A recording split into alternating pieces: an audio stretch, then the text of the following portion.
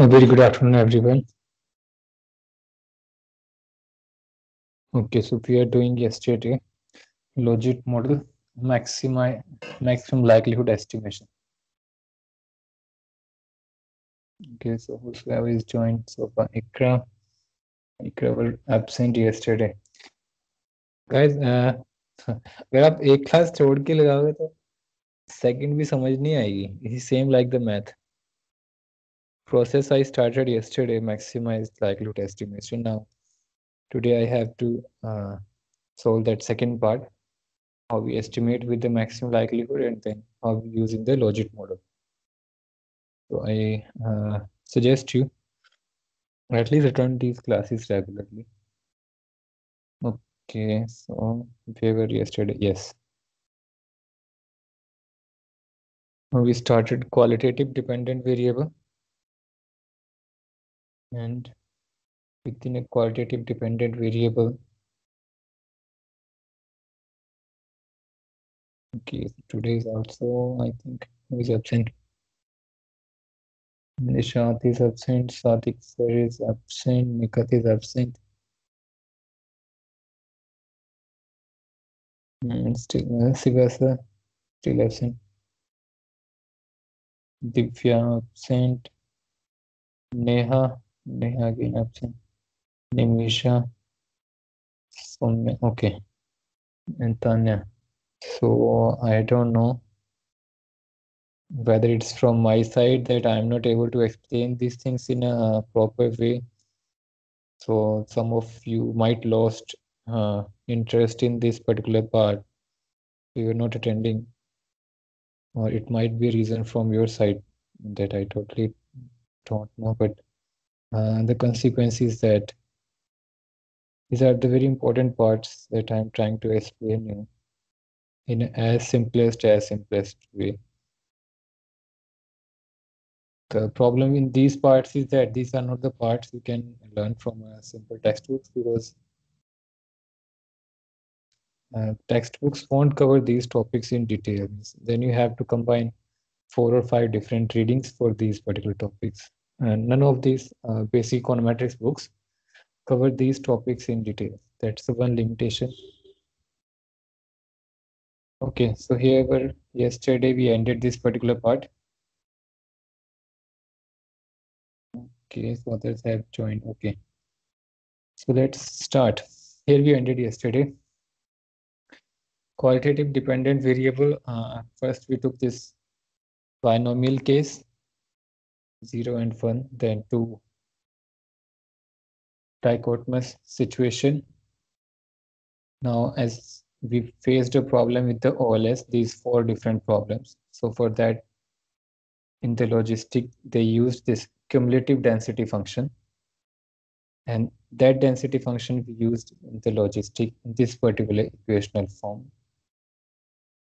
Now to estimate this equation, because here the parameters are non-linear, so we take a help of maximum likelihood estimation process.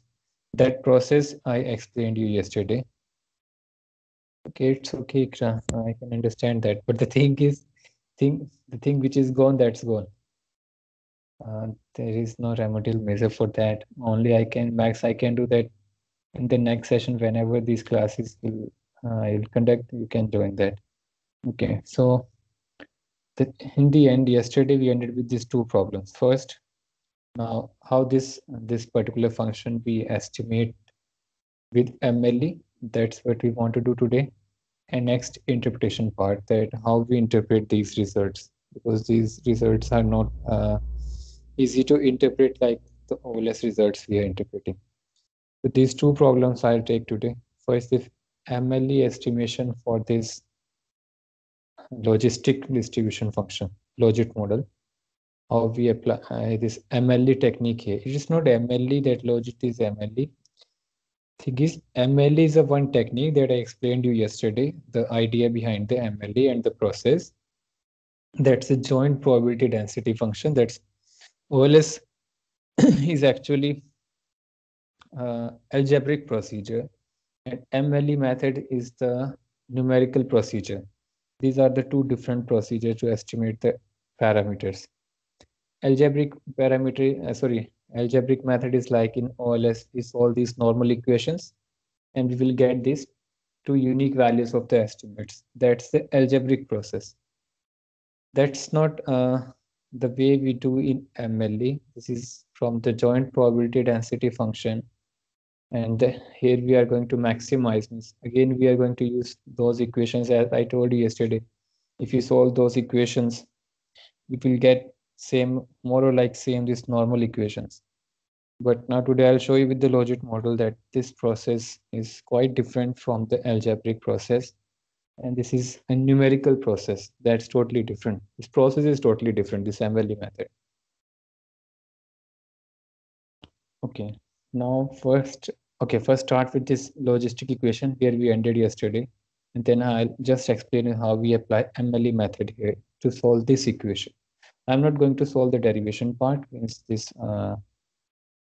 first order derivative with respect to beta and that process. If you want, I'll take that in maybe next session, because I think in few of the master classes at many places, they have these derivations in syllabus as well. So I'll add that. But today my concern is that how we estimate these parameters of this regression with MLE process in logit model. So this is where we ended yesterday. This is the cumulative density function, distribution function that we use as a logistic distribution function.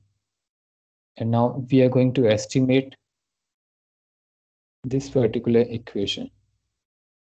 So here the thing is, Pi is that probability of that particular event of a success. Like let's suppose this example, they are taking family owns a house, the probability, the value is 1. And if family not own a house, then it's 0. And X variable is income. So this is the 1 upon 1 plus e raised to power minus z. That's the cumulative distribution function. And now we are going to use this cumulative because, as I told you, these 4 restrictions, we need some solution for these 4 restrictions. This solution is for concerned with this main problem 0 to 1, that we need a values between 0 and 1 only, because this is a probability. So this cumulative distribution function ensure this thing, and it's a non-linear case, it's not a linear case. So that's why we are using this particular function in logit model. So then thing is that how we solve this equation. The solution is that one mathematical solution is that, as I told you yesterday, in the maximize, they did joint probability density function, and then you can take derivative with respect to beta 1 and beta 2. But if it's a matrix, means it's not necessary that we have only one beta estimate, right? We have n number of independent variables, and then you can solve it with a matrix format. For that, we need a log likelihood function. But these are the 2 different methods to solve this particular thing in MLE process. The simplest way is that we can use this odds ratio method. This is a trick to solve this regress equation in a simplistic way. The odds ratio is now, see is that what is odds ratio? This is why this odds ratio method. This is some solution, easy solution for this particular equation, how we can solve this equation. First, just try to understand what this odds ratio is. I'm taking help from this IDRE website.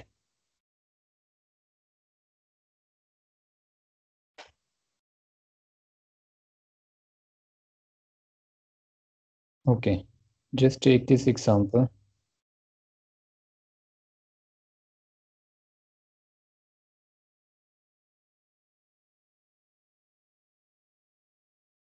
Is the ratio of 2 odds. Let's say we have males and females who want to join a team.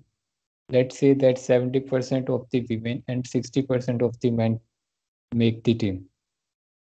So the odds for women are 75% by 0.25%. That's 3. And men's the odds are 1.5. The odds ratio is 3 upon 1.5, meaning that the odds are 2 to 1 that a woman will make a team compared to men. So this is a odds ratio. Okay, let's take some more simple example if they have. Yeah, the ratio of odds of success for a one group divided by the odds of success for the other group. That's the generally we have a odds ratio. I'll take another example if we will not get this point. This PI is the probability of owning a house. If we divide it with the 1 by PI, that is probability of not owning a house. This is the odds ratio. That is odds ratio in favor of owning a house to the ratio of probability that family will own a house to the probability of it will not own a house. That simply we say as a odds ratio. So this odds ratio, this is a probability concept. Many times we also use in biostatistics. In odds ratio, especially in their treatment effects, they use this odds ratio as well. This is a simple concept from probability. Here we are going to use this simple concept to estimate these parameters, because if you estimate this particular equation, let's suppose you try to estimate this equation with MLA. This equation is non-linear parameter, right? But if you take its odds ratio, like this is the probability of this odds ratio is, this equation is this PI, this is the PI divided by 1 minus PI. And if you take this ratio, now this equation will be in simplistic form, that is e raised to power this z. Z is this equation, beta 1 plus beta 2 hat, this simple form. Now, if you take simple log for this equation, the exponential will cancelled out, and then you have a simple linear equation. So this odds ratio process make your equation in a simple, in a at this right hand side in a simple linear form. This is the benefits of using this odds ratio to estimate these estimates in a logistic model. This is the reason that this is one of the reason. Another reason is for the interpretation that I'll come later on. First, the target is that how we estimate these parameters. So, okay, simplicity, let's explain this again, what we are doing here. We have two situations, right? Either that family own a house or either that family not own a house. For the first case, this logistic distribution function, the equation is probability is exponential. I'm writing it in a matrix form. Divide by 1 plus exponential. This equation is more or less same.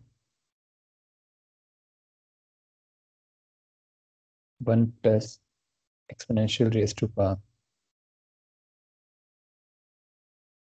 So either of the equations we can use here. So we are using this particular form of this logistic distribution function. So we are saying that we are using in form of odds ratio. Why in form of odds ratio? Because if we use this equation, this particular equation, this format, then this equation will become simple e raised to power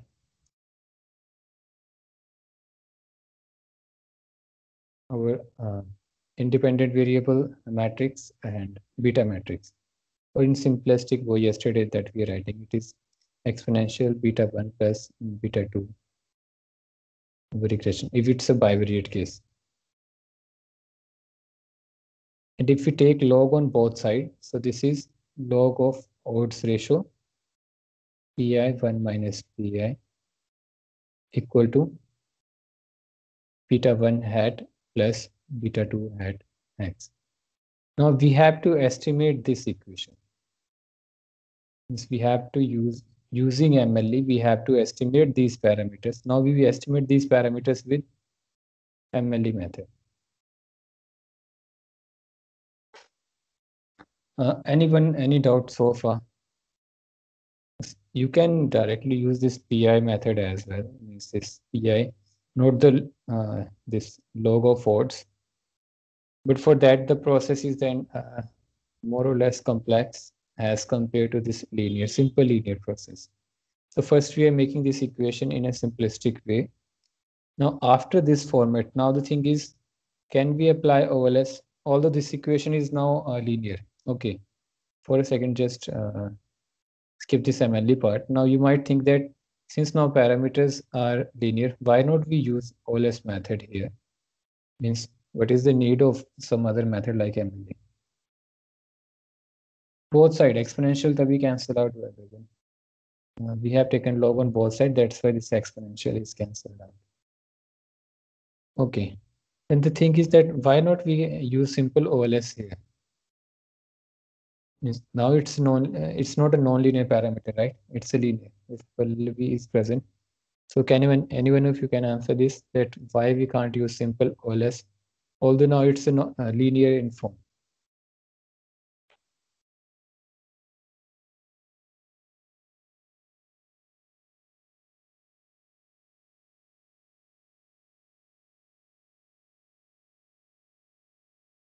Okay, Pallavi is trying to answer. Anyone else?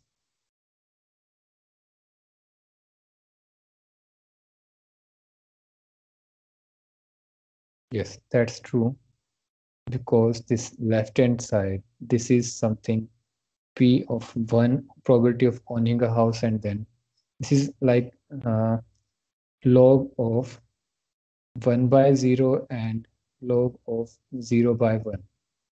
So this is not the simple quantitative variables. This is not, this won't follow this normal distribution, as well as we can't apply this type of data set simple OLS process. It will create problems, as I think it's also explained in this book. Yeah. Yes. This left hand side is, if someone is owning a house, then it's a log of 1 by 0. Means now this data set is either log of 0 by 1 or 1 by 0. So we can't apply a simple OLS procedure because OLS estimation is infeasible for this situation. Obviously, these expressions are meaningless. Therefore, if we have data at the micro individual level, we cannot estimate by the standard process. In this situation, we may have to resort to the maximum likelihood method to estimate the parameters. So this is the reason that we use MLE method in this particular logic model. We can't use simple OLS method. That's not possible for this particular situation. Now we have to use MLE method. Now, what MLE method is, that I explained you yesterday. That what MLE will do, we try to maximize the given the y values. We try to maximize that. I think meaning is same, like minimizing the gap between actual values and the predicted values. But here just trying to maximize. Okay, so now MLE process, that how this MLE process will work. First, let me give you one example from the actual data, then I'll explain this process.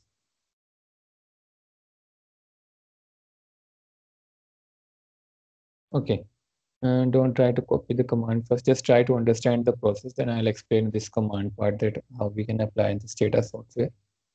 My model is here. If it's visible, if it's not visible, please let me know. My model is here, that my dependent variable is whether particular individual is doing a regular wage job in service sector or not. Okay, let me write this model for you first. My dependent variable is any individual. This is a individual data. If he is working as a regular wage in service sector, I'm giving him 1, and for others 0. This is my dependent variable. My independent variables are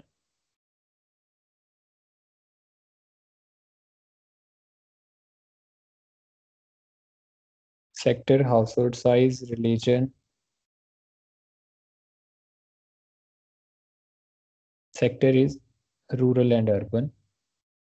Then household size, then religion, social group. These are categorical variables. Household size you can take as quantitative as well. Then education level, marital status, and so on. These are my independent variables. Maximum, you can see these are qualitative categorical variable. Now I can't apply simple OLS method here, so we have to use this MLE method. Now how this MLE estimate these coefficients of these parameters? We need coefficients, right? And we can't apply simple OLS. If it's quantitative, we can apply this with the dummy variable model.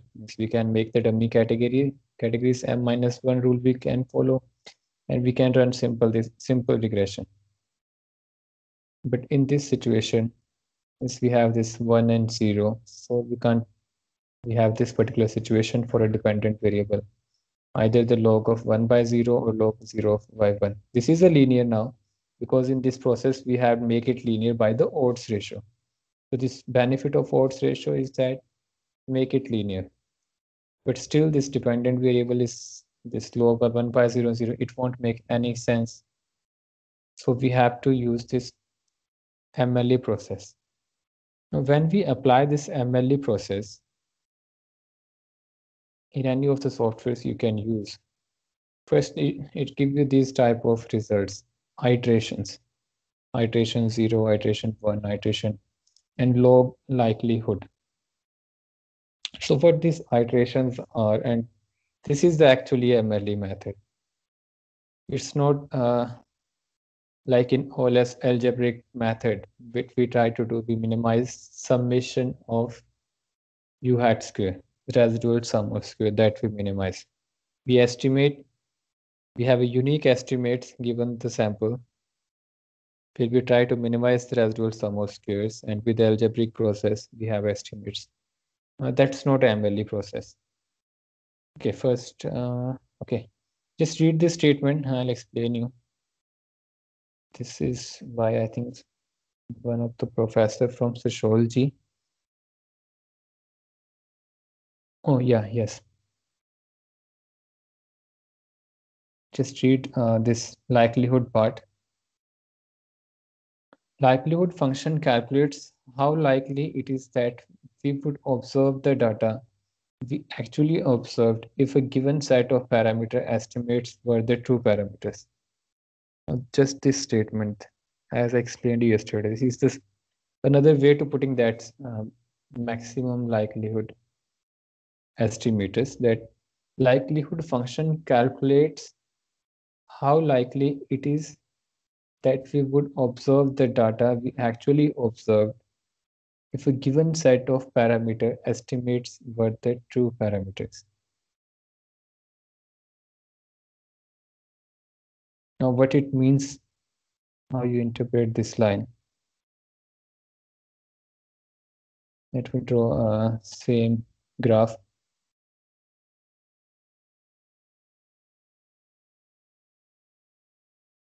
Let's suppose this is my dependent variable, either 1 or 0, only two values.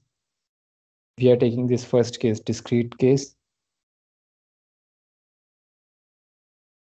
For simplicity, let's take this household size.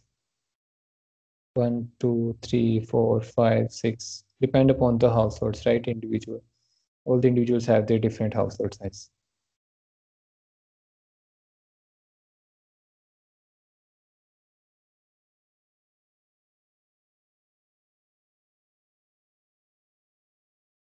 Now values will be, the actual values, either few of these households are in regular wage, or maybe they are not in a regular, either zero or either one. This is the situation, right? That's the scatter plot generally we have in a case of qualitative dependent variables. Now we need a regression line in such a way that generally, all less what we do, we try to minimize the gap between actual values. So generally what we are going to use, we are going to use this logistic function, which is actually of this particular nature.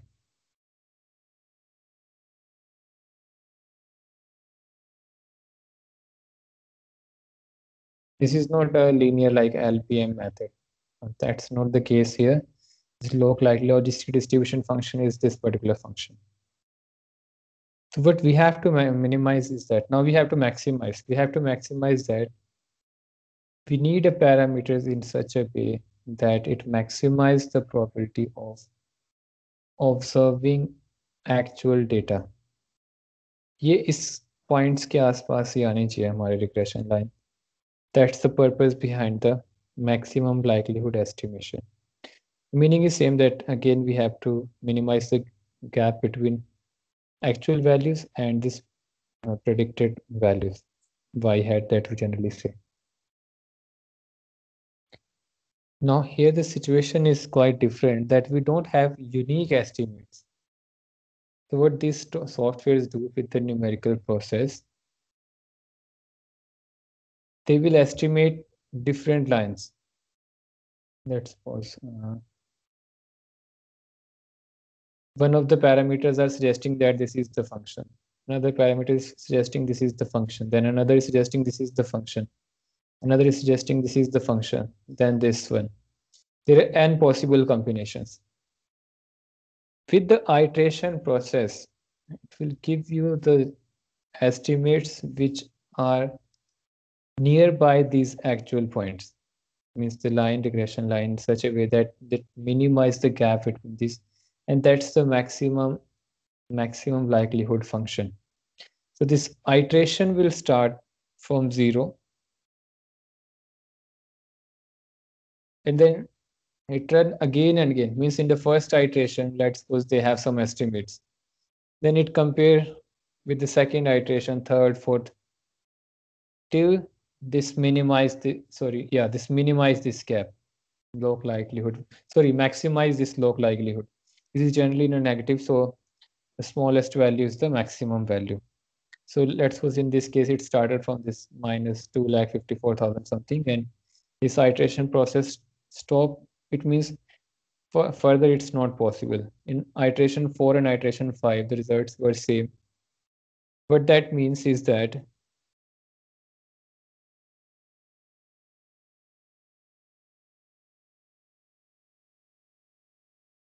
I'm taking this simple case.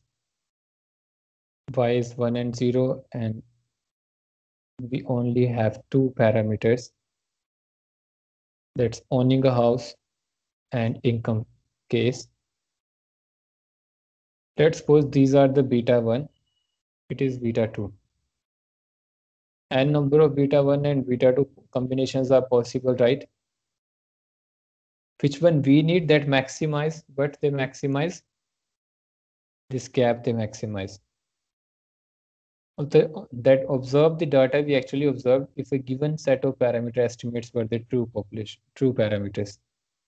So we have to maximize this thing. So we have,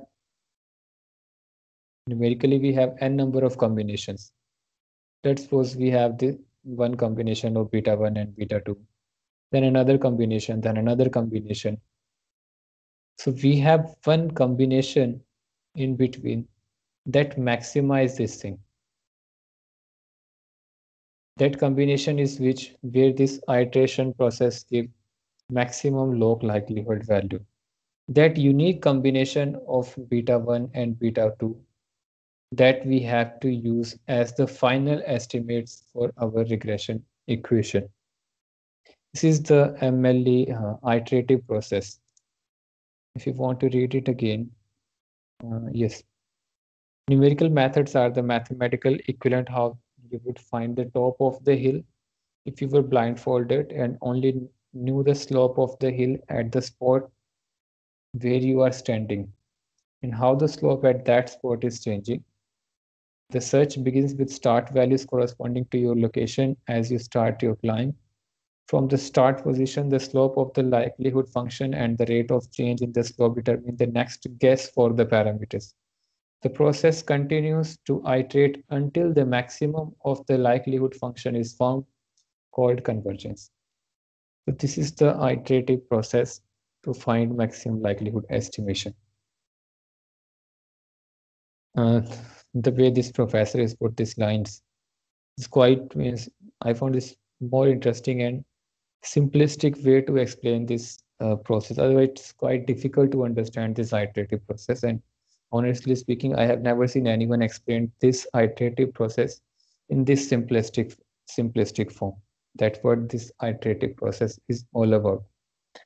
Means in simple terms, what they are saying is that you have n combinations of beta 1, beta 2, right? Which combination we need that maximize, but that maximize we have this raw data and we need, let's suppose this is our raw data.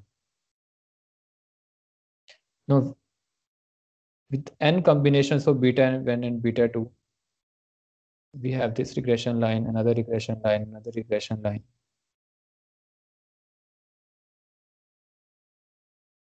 N combinations, right? N regression lines. Changing with the change in the beta 1 and beta 2.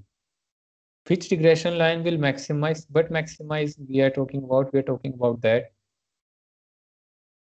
maximize the likelihood of observing these actual data. Means we need parameters in such a way that they maximize the probability of getting these actual values. That simple mean is that minimize the gap between actual value and predicted values. That's only. So out of these different regression line, there is only one possible combination which maximize this thing. There is no other possible combination. So with iterative process, it will give us that particular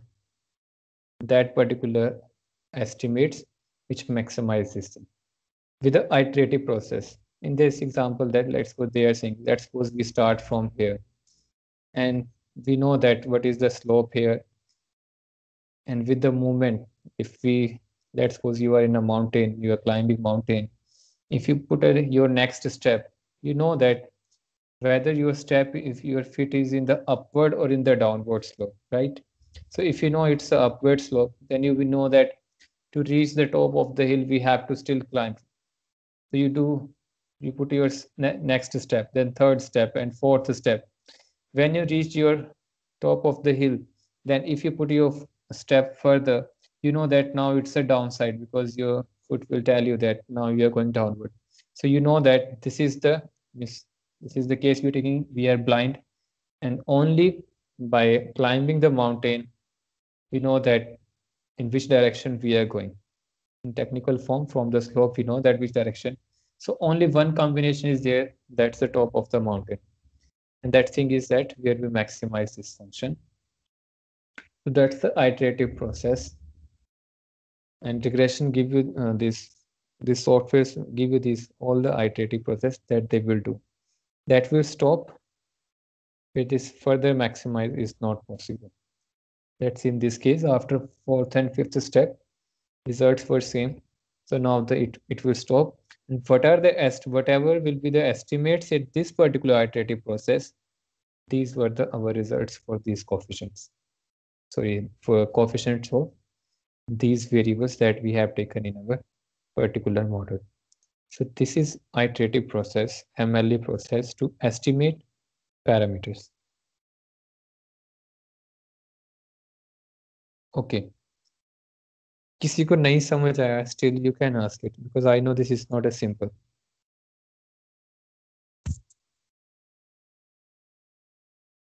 Still, any one of you not understood this MLE process, this iterative process?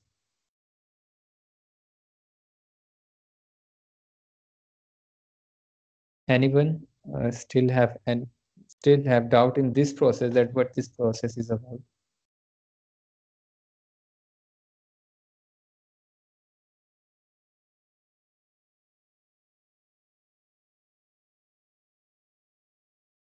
Okay. So it means you know now you got this process. Okay, how many you've got this process that you understood that how this MLE iterative process will just write yes or no.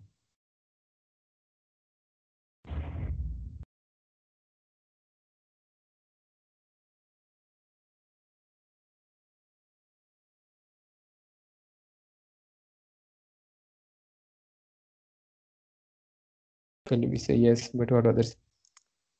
It's like the situation uh, like we go for vote, right? Either we vote or not, but the situation is that you're not interested in elections, right? I'm saying, do you got this point that what this process is, or still you need more clarification? Otherwise, then I'll move to another part, interpretation part.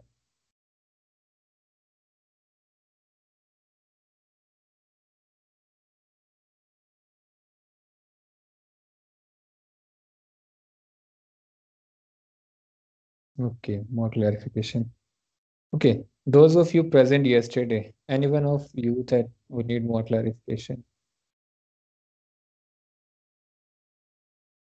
But it is trying to do. Yeah, theoretically. Yeah, I'm just explaining theoretically. The mechanical process, this equational derivation, that's not I am doing today.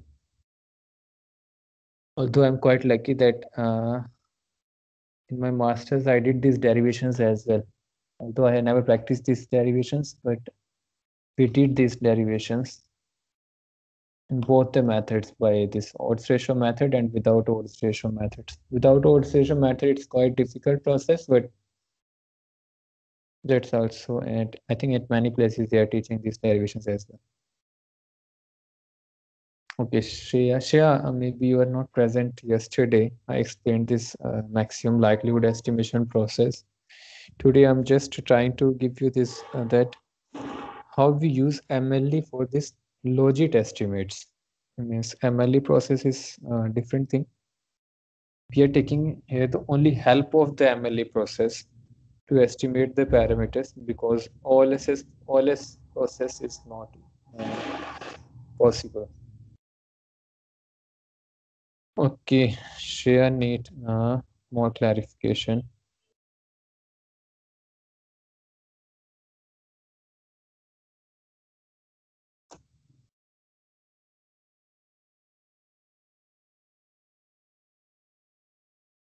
Okay, so like today, I'm going to compare it with the OLS. Ikra is not responding because Ikra was absent yesterday, and maybe she's not getting these points that I can understand. That's what I'm saying. And these classes, if you miss any particular class, the consequences are for other classes as well.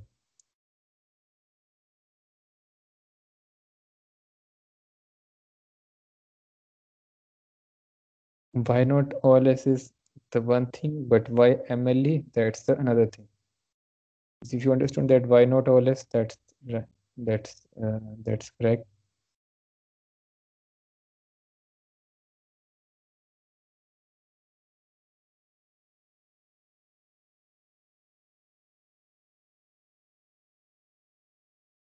Okay, so first take quantitative case, just a method, OLS method, not this 0, 1, so that you can understand first method.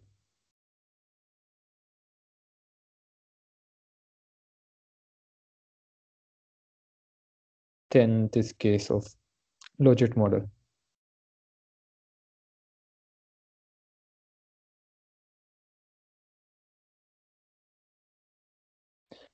If it's all simple OLS quantitative variable, we have this equation. I'm taking simple bivariate case. Let's take same case for the MLE. In OLS, what we do, let's put these are the regression line. If your sample size is large, MLE and OLS will give you same regression lines, same estimates. There is no difference in that. Only the process is different.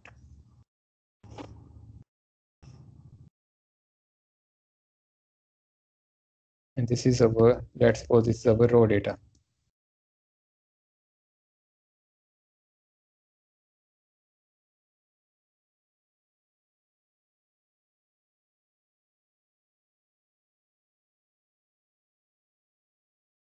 In OLS, the process starts with minimization of U hat square. For that, first you need U hat. Now, what is U hat? Actual Y minus Y hat. These points, these regression line points are Y hat, and these all actual dots are Y values, right? And gap between these values are U hat. So in OLS, we try to minimize it. Why we try to minimize? Then only it will be representative of this particular data on an average. In MLE, what we do, we won't do this particular thing. We try to maximize. What we try to maximize is that we need these estimates in such a manner that maximize the likelihood of observing actual Ys. That's again same thing, that we need a regression line maximize. Now it's not a one point that we can focus upon. There are n number of points, right? This is the range of this data set. We have to compare. So in MLE iterative process, let's suppose we have this regression line. We might have this regression line, but there is only one combination of these estimates that maximize this likelihood function of observing given Ys, actual Ys. That final estimates are our MLE estimates. So this is the difference in the approach. And this approach we are using because the problem in this logit model is that even after odds ratio, that our dependent variable is log of either 1 by 0 or log of either 0 by 1. If it's not owning a house, for that individual, it's a log of 0 by 1. If it's owning a house, 1 by 0. So we can't apply this OLS method here. So we are using this MLE method. There are other advantages of MLE as well here, but the reason in this odds ratio after even linear form is that we have this particular problem.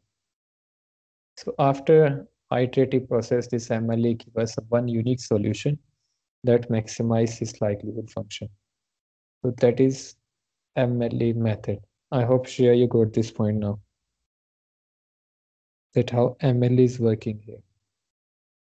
Actually, it's comparing all these combinations and then giving us the final combination which maximizes this likelihood function.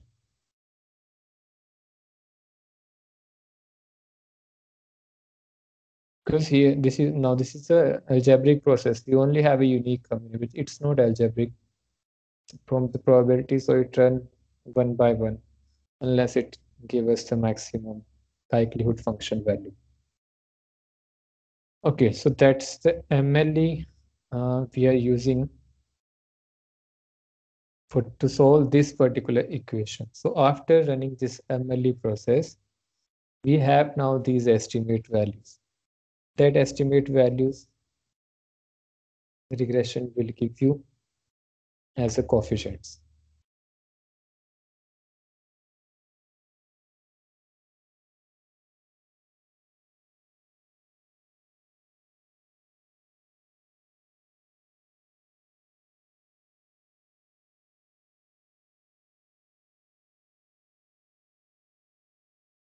Okay, now command for this particular step in regression, in stata, in place of writing regress, now you have to write logit. First, your independent variable, than your independent variables. If your independent variables are quantitative, put as it is, there is no problem. But if they are qualitative, then you have to do some extra adjustments because their interpretations are totally different. Now, these all sector, house, sector, religion, social group,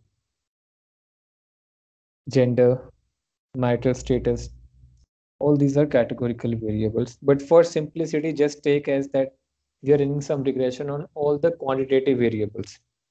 And you run this regression, Stata will give you these results. It will give you these coefficients, right? These coefficients are by MLE process. Now these coefficients, then the next thing is that how you interpret these coefficients. That what it means. It's not the same interpretation like OLS methods. No. Now you have to see your equation, what your equation was. Our equation was log of odds ratio equal to beta 1 hat and plus beta 2 hat x variable.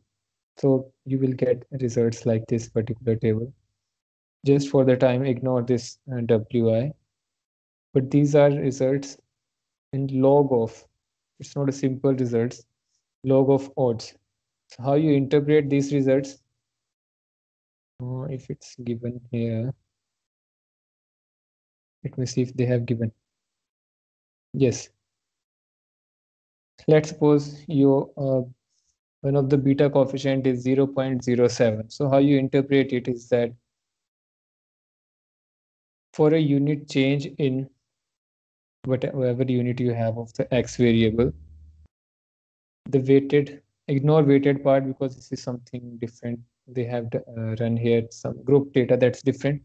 It is like the log of odds in favor of Onega house goes up by 0.08.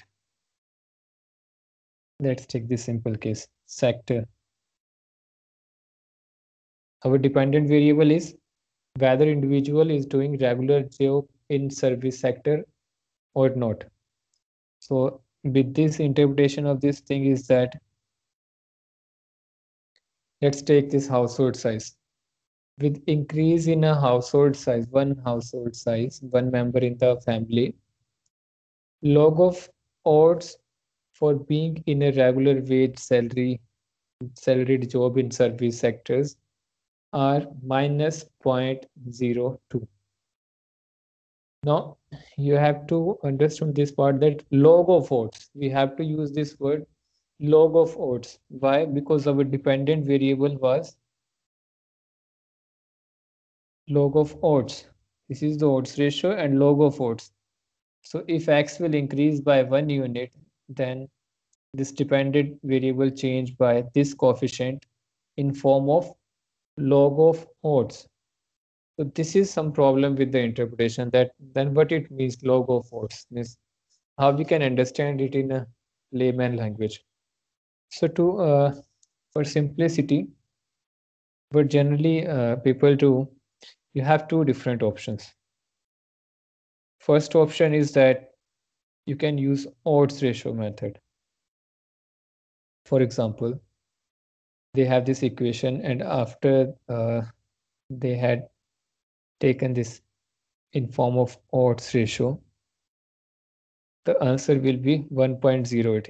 This means that for a unit increase in independent variable, the odds in favor of owning a house increases by this particular number, or by about 8.17%. So it means now we are getting rid of this log term. We don't need to say in terms of log of odds. No, we just took its odds ratio, and after solving that thing, we have one number. So from that number, we generally interpret the results.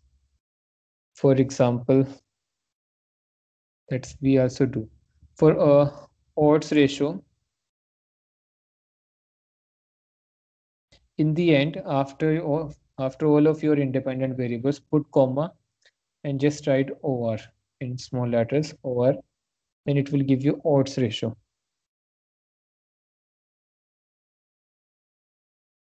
Again, it will run in the iteration process.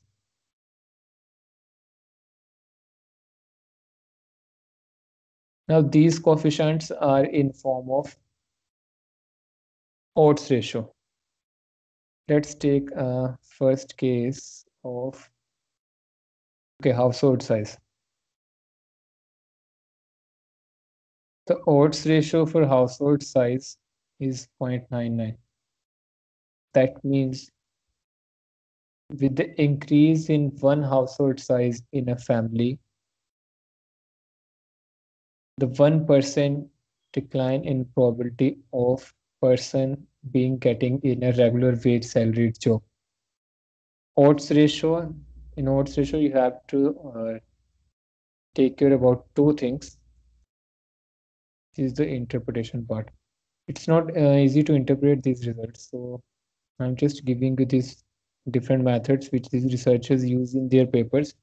One of the most common method is this odds ratio. Odds ratio is probability of something divided by probability of not owning that thing. That's the odd ratio. For this particular interpretation, if odds ratio is more than 1, greater than 1, that means probability is increasing of having that particular thing. If odds ratio is less than 1, it means probability is decreasing of that particular happening of that particular event. But the only benefit is that now we are getting rid of the log. It's not a log of odds, but the odds of that particular thing. For example, here the thing.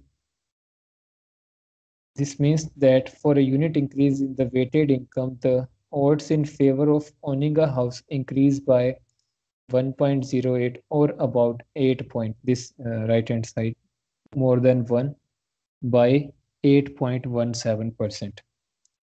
For example, in our case, let's take this Muslim religion.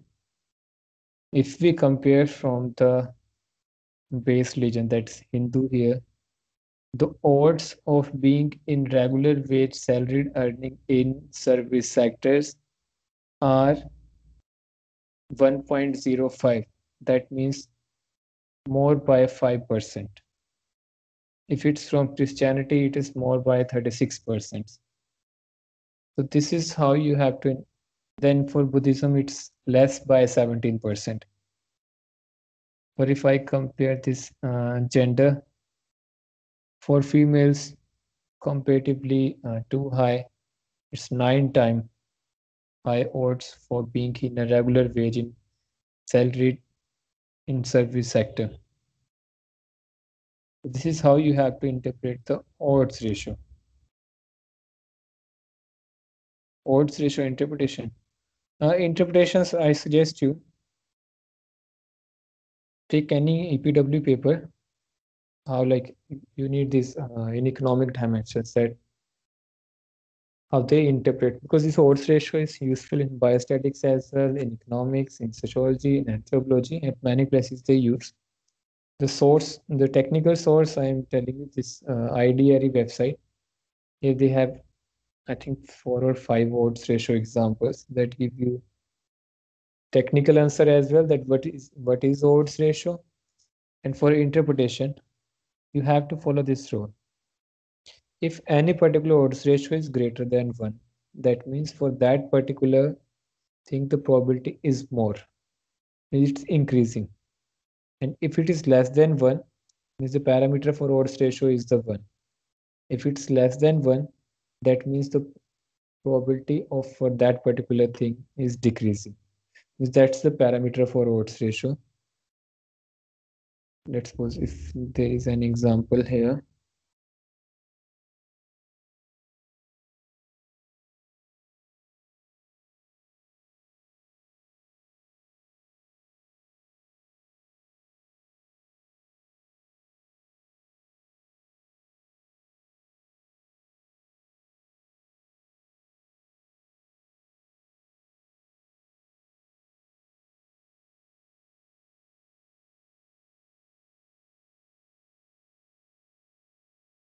they have not used.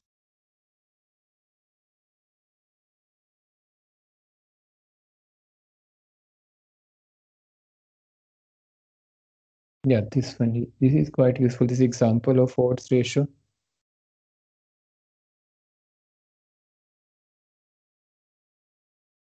Let's suppose odds ratio is 5.544, which implies that the odds of being that particular category. Let's suppose here the odds of being odds of owns a house, or I'm taking odds of getting a job, getting a doing a job as a regular wage in a service sector is 5.44 times as compared to the other category. That's the form of odds ratio that you have to explain.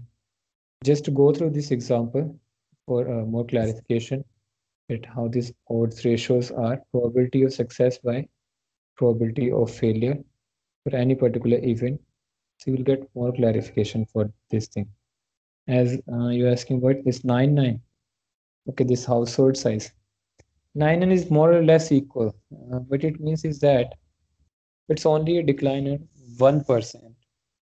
So that means it's more or less equal, that all is nearby 1. Just try to note this 1.76.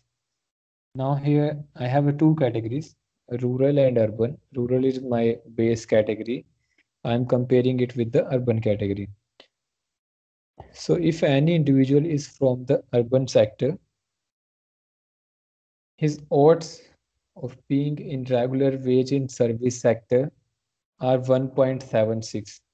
That means 76% more chances to be in a regular wage salary earning if individual is belonging to a urban sector as compared to rural sector. Means as compared to rural in urban, the 76% chances are more.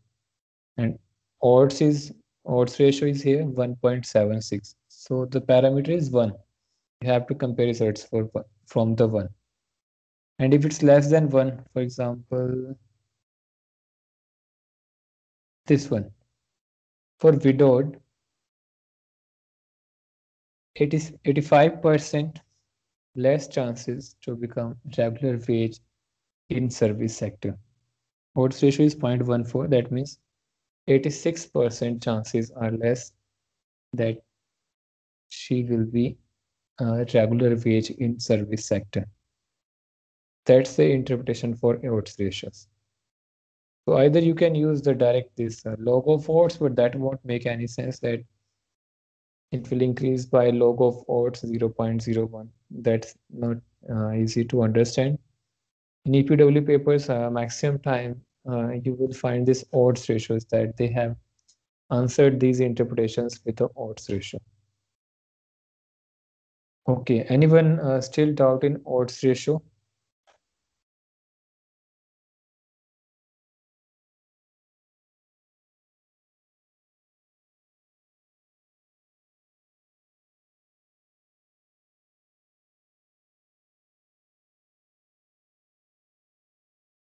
Okay,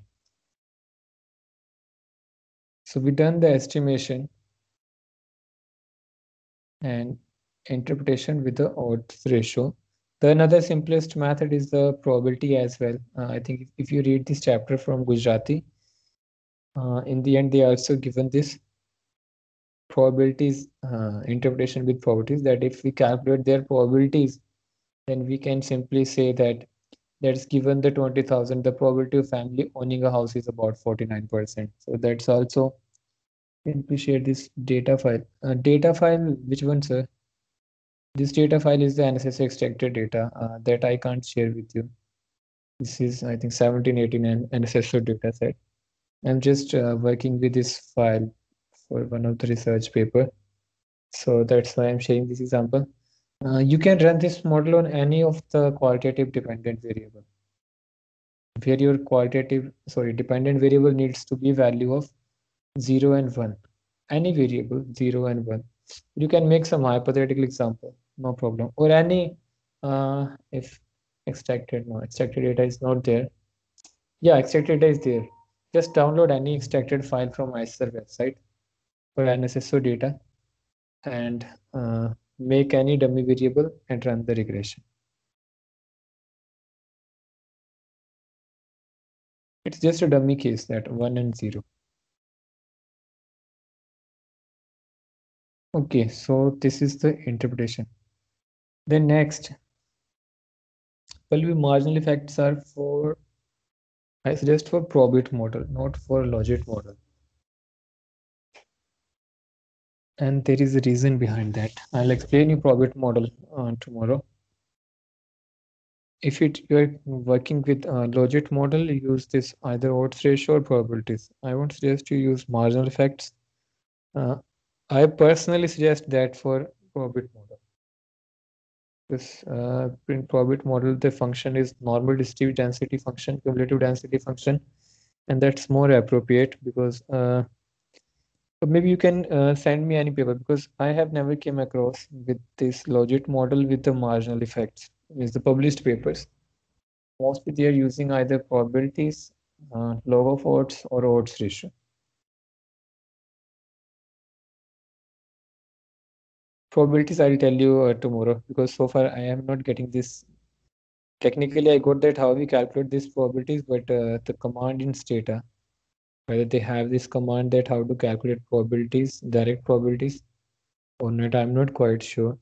But yeah, for interpretation, these probabilities are also simplistic. Probabilities will give you this number, that what are the, for any particular x value, what is the probability for that particular individual to be have that particular thing or not.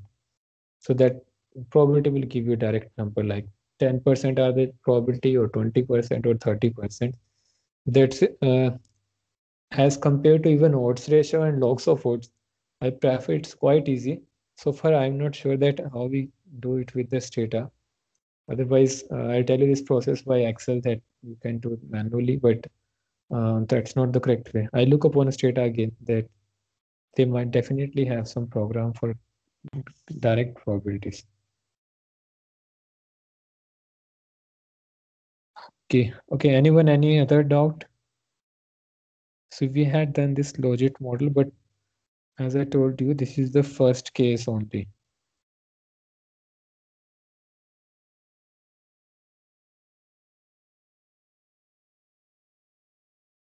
This one and 0, discrete case. Other case might be you have some ordered qualitative variable like we do in Likert scale. Then some other qualitative variable when you have more than one categories. So in this case, you have to use ordered logistic model. In this case, you have to use multinomial logit model. So there are other different forms of logistic model. Generally, I never suggest you go by these multinomial logit unless it's necessary, because just think that how many iterations the softwares have to run for those multinomial logit models. And if your data is not clean, your Stata, because we are using pirated version of Stata, it might get hanged. And it might take more than 2 or 3 hours to give you these final estimates, because just think that how many times Stata will do this iteration process. If you have a 3 or 4 categories independent variables in a multinomial logit. So that's quite heavy for these pirated softwares. But yes, if that's the only choice, then you have to run the multinomial logit only. That's when you have a more than one category, like you have this ST, SC, and these things. Okay, so first, anyone is still any doubt why we were not using OLS? Why logit function? What are the disadvantages? Then why MLE process? What MLE process is? How MLE process give these estimations with iterative process? What is odds ratio? And how we interpret results with the odds ratio.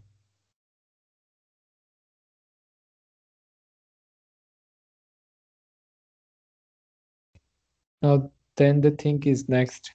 If you see this table, here it's not T, it's a Z values. Second, it's not F ratio, it's now likelihood ratio. then it's not a simple R square, it's a pseudo R square. So these are the other changes in the regression model that we have to understand. What are the alternatives with qualitative dependent variable? I'm not getting share your question. There is no alternative. Qualitative dependent variable is qualitative dependent variable. In technique, we have this logit, probit. Probit is the another alternative. Means for the same models, we can also run the probit model. Only probit. Probit and logit. These are the two alternatives. Probit model is, but that's a truncated case. That's totally different. That's not that we have some alternative. Alternative is only these two, logit and probit. Probit I'll take tomorrow. The distribution is different for the probit model, although other process will more or less it's same. And then this marginal factors polybius that is more or less useful in the probit model.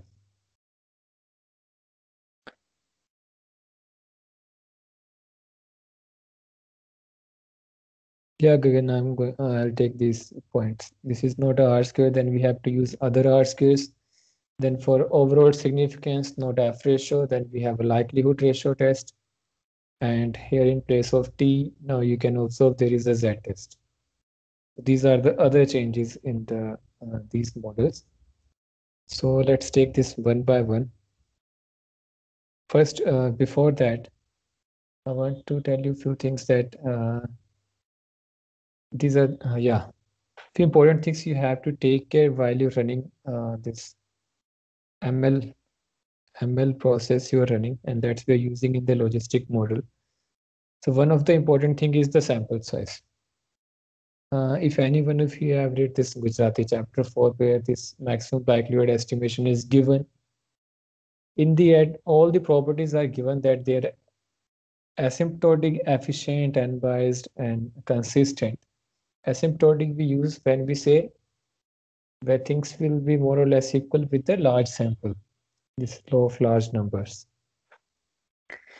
So here, since this ML method is with the iterative process, and like in this particular model which I had run here, I have 5 or 6, more than 7 independent variables. 1, 2, 3, 4, 5, 6, 7, 8, 9. 9 independent variables, and there are so many categories within those variables. So these categories need some frequencies, because this is something this law, when you have a qualitative variable, they work with these frequencies, right? Like we know from the chi-square, the ratios of frequencies. So where this sample size needs to be sufficiently large. Like many of researchers I have seen that they do primary studies. Generally, the primary studies, more or less, I think 99% of us, we have this criteria of errors that we follow, and we try to minimize this sampling errors, and we use this 400 parameter as a base that okay needs to be more than 400 type of thing. But if you are running this logit model, and like in this case I have more than 8, this 9 independent variables, and within these variables there are so many other categories, I can't use this with the 400 sample size. The rule is that at least 100 observations need in a one particular category. So accordingly, they have suggested that at least 500 sample size needed for these models. And if you have a more independent variables, then at least one of the parameter observations in parameters need to be at least 10 observations. So if you're doing some primary studies, then just take care about these things, that at least your sample size is, or your independent variables are only 1 or 2 or 3. If you are, let's suppose 300 and 400 is the sample size, then you can't put this 5 or 6 different independent variables. Then you have to cross check your sets that how much observations they are getting in all the categories. So this thing you have to take care. Then only your this maximum likelihood estimation give you results equivalent to OLS, which you need because you need efficient, consistent, and unbiased estimates. That's only MLE will give you those results only when your sample size is sufficiently large. This is the thing you have to take care. Other important thing, yeah, missing values. If your variable have missing values, this MLE process won't count those values, means it run on the other observations. It will not take that in the, let's suppose you have a 400 sample size and one of the variables you have a 30 missing values. So your model will run on only 470 sample size. So missing values you have to take care. It is all clinic of data is required. Your model specification needs to be correct. Then only you can run this regression. There are n number of parameters, like I told you, this model specification criteria. One of the criteria is this lstat command you can use. Let's see how, yeah. In this case, my model is 82% correctly specified. So far I don't know the criteria is 60 or 80. I'm still looking for a few other advanced books for these criteria, because the problem is that with these methods in simple econometrics books, they are not giving these methods, that model selection criteria for this particular method. Then I need some specific textbooks, so that's not quite easily to get, and they're highly paid. And like even this simple qualitative regression model, this particular part of the book, that's not possible to share because I got this from UCLA and they're sharing with the only staff and guests. But this simple document they are selling around, I think, 5,000 or something. And this is only for the qualitative dependent variables in this single documentation. But yes, they are quite useful. That this is the only source where all the details are they have provided with this data estimates. So the process for this model specification, there is one table that I'll show you.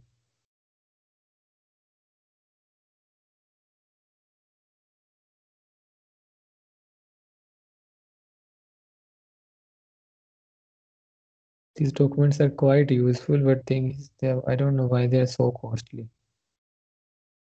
Yes, but on the other hand, it's true that whosoever written these, they have put so many efforts, because these interpretations, yeah, this is the criteria in this logit models.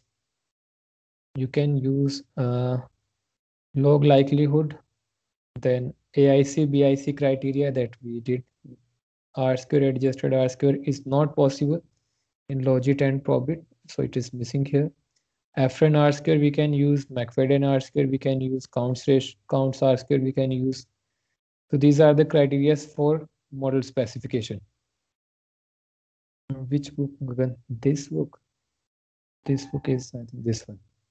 Regression models for categorical dependent variable using Stata, third edition. It is around, ebook is around $60. So that is at 4,500 or something.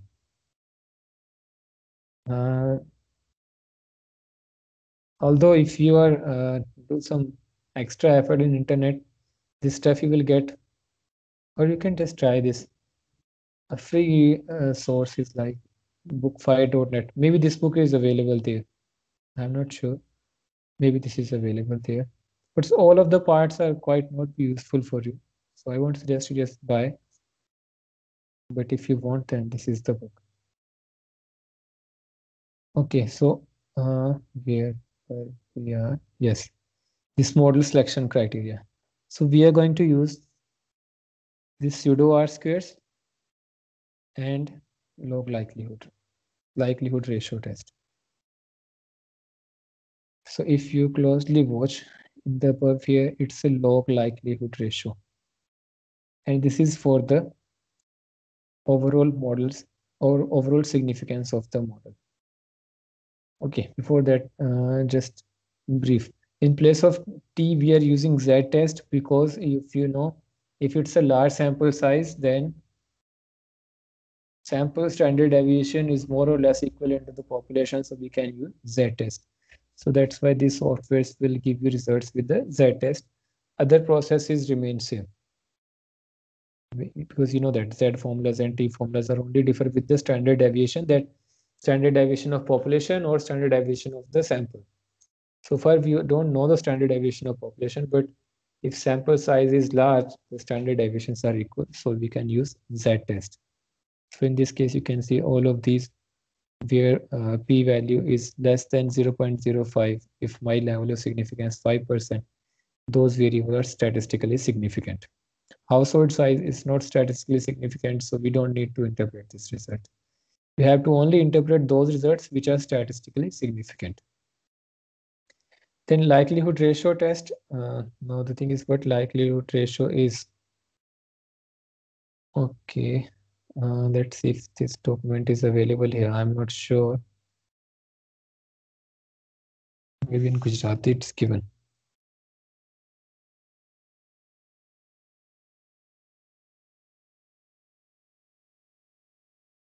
Yes, to test the null hypothesis that all the slope coefficients are simultaneously equal to 0, the equivalent of f-test is the linear regression model is the likelihood ratio statistics.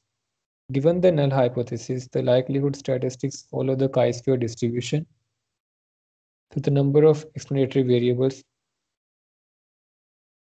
no, they have not given. Yeah, this is the problem you have to face with all the basic econometrics books, that the detailed explanations is not there. Look in this particular part.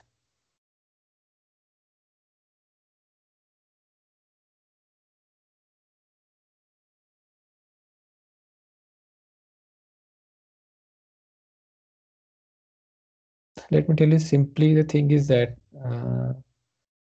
this is actually null model. This likelihood ratio test is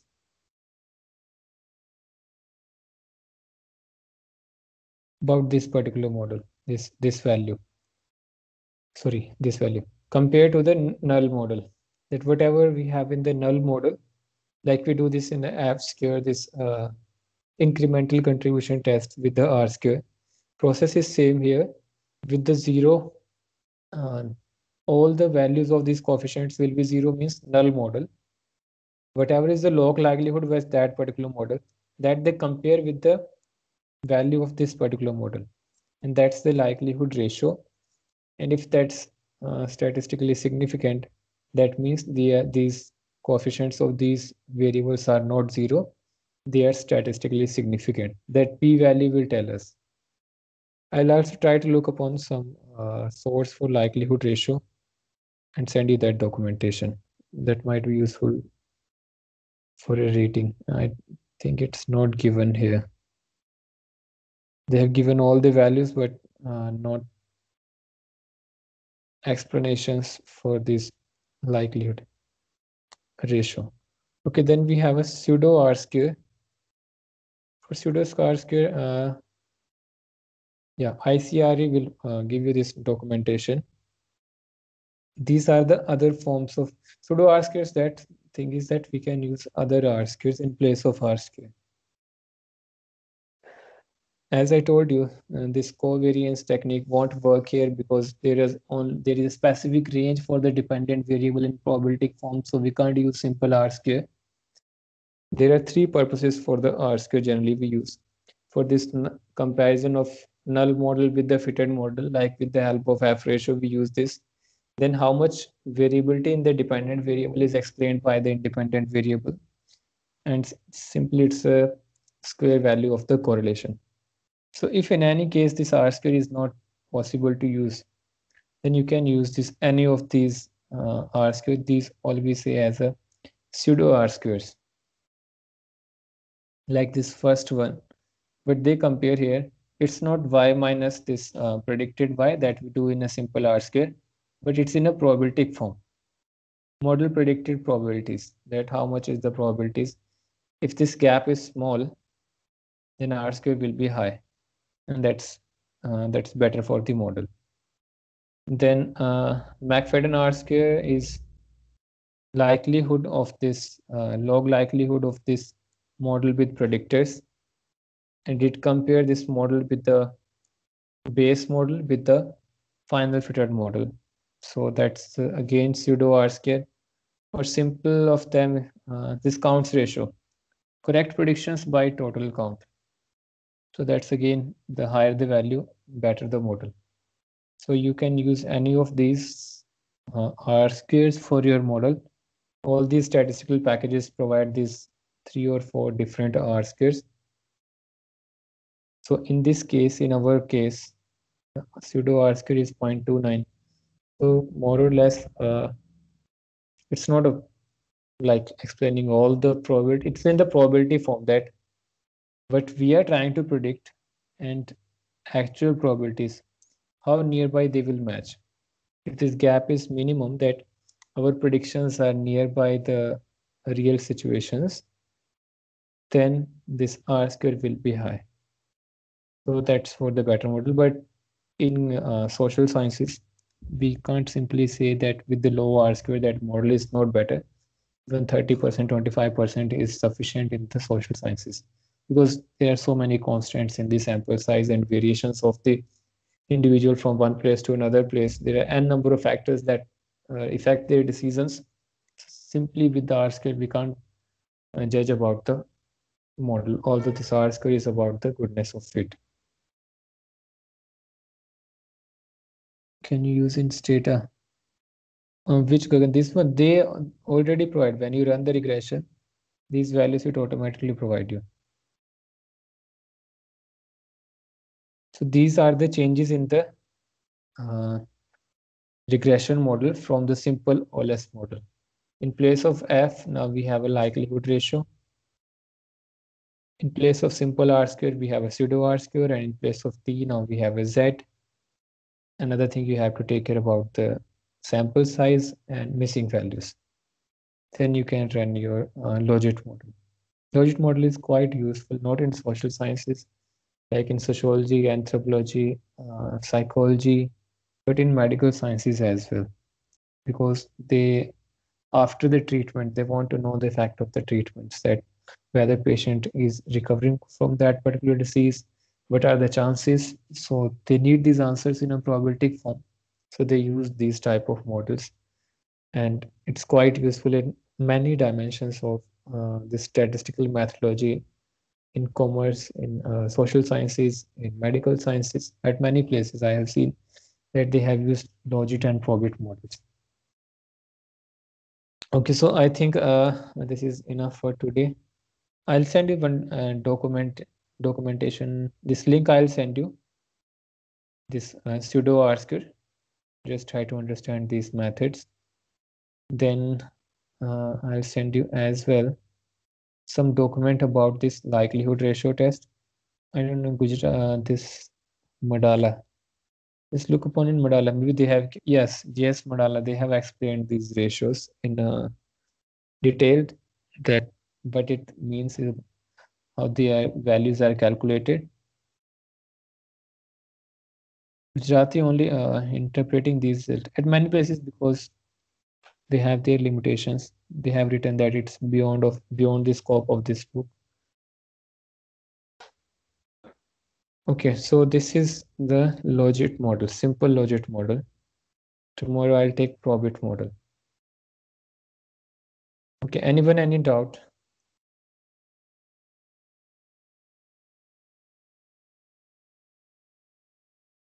This thing, I suggest you will learn these skills by practice only. Means specifically these, because in econometrics, when we study basic econometrics, that's quite easy compared to these models. These techniques are different, their methodological frameworks are different, their requirements are different, their interpretations are different. So you need to do some practice about these models and try to read more about these things like pseudo R square, how you interpret for one specific R square to other R square, or what are the other criteria that you can use. What is the model selection criteria for these type of models? Because I have a time constraint. So For me, it's not possible to explain you everything this short duration, but at least now you have some basic idea about the model. So further you can read, means that thing you can do. You all are researchers, so and definitely I'm sure that you can do that. Just learn that how you select a model selection criteria for logistic model. For basic econometric models, I told you this criteria.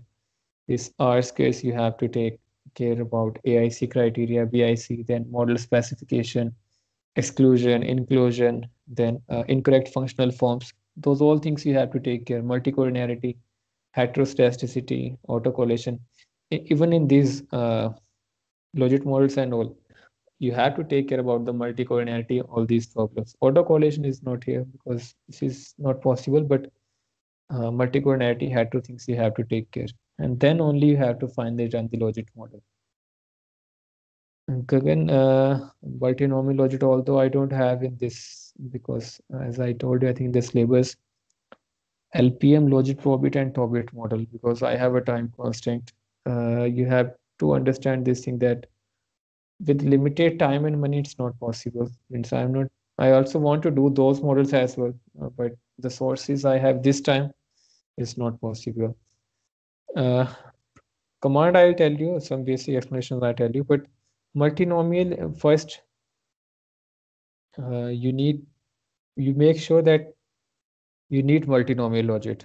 Second, I'm telling you because I had done this multinomial logit with the pirated version, and problem is that if data is not clean, then this software will take 2 hours, 3 hours, or even 4 hours to run your multinomial logits. So it might get hanged. So in a class, I can't take that risk because if let's suppose I run a multinomial logit model and I get stuck in between, then it will take this 2 and 3 hours. So that's the one limitation. These are the resources actually I'm trying to get actual this original software, other textbooks. But as I told you, financial problem we have the resources, and one by one I'm trying to get these things support from other institutes like IT Delhi is now helping me to get few of the sources, few of these highly paid textbooks. Maybe in next tenure, Stata, yeah, Stata organize this website. They're also going to help me with the original softwares. So that quite then I'll take this SAMlogit as well because then I can run this uh, multinomial logit in this version. You can run, but the problem is, from my experience, many time it will hang because this is a pirated version. Okay, what is the command of marginal effect in multinomial logit model? Gagan, you asking me about the commands. Gagan, Google. Researcher को ये तो करना पड़ेगा. I can't give you everything that you have to understand.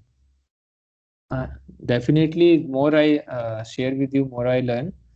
But at least as a researcher, you have to do something, right? Yes. Why not you search it, share with others? That's what I have telling you from the first that this is our third month, right? Now you can see group in Skype. In at how many places all of you helped each other? Sorry to say, but none. So that clearly indicating that you are only concentrated for your specific purposes. That's not how we share the knowledge, right? Uh, that's I wonder that after doing this course, you all will escape and then next time have some other participants. There is no coordination. But that's the situation I'm facing in last 3-4 years. So I can't do anything about that.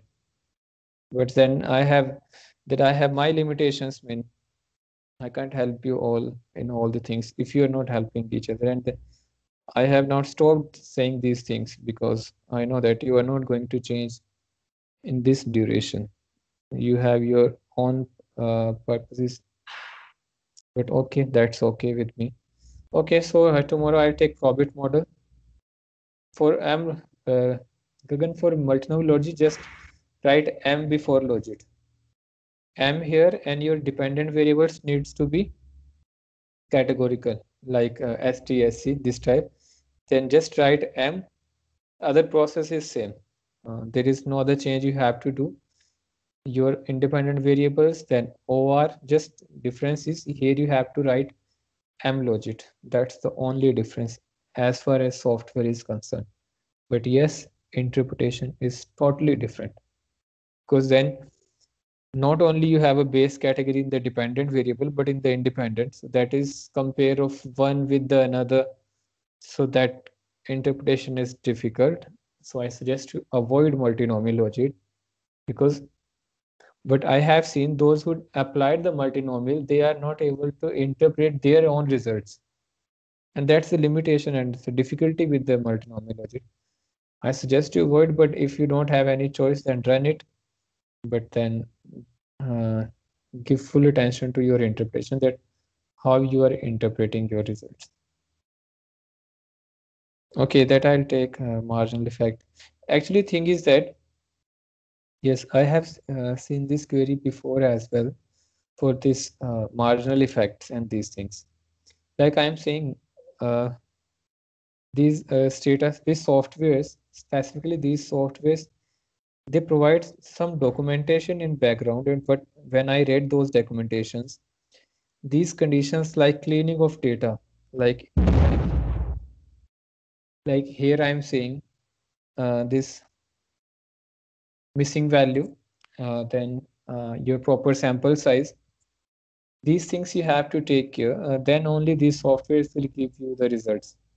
So might be in marginal effects you are doing something wrong. Otherwise, command is quite easy.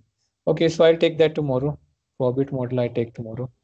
Just try to practice some logit model and try to understand this methodology behind the logit model. Okay, so thank you so much. I'm sorry, Gagan, but I have my limitations. I can't take everything in this short duration with the limited resources. I definitely want to do all those things with you, but definitely then I need also resources. And you can understand that we always have some limitations. Okay, thank you so much, everyone. Now, tomorrow we will do Probit model.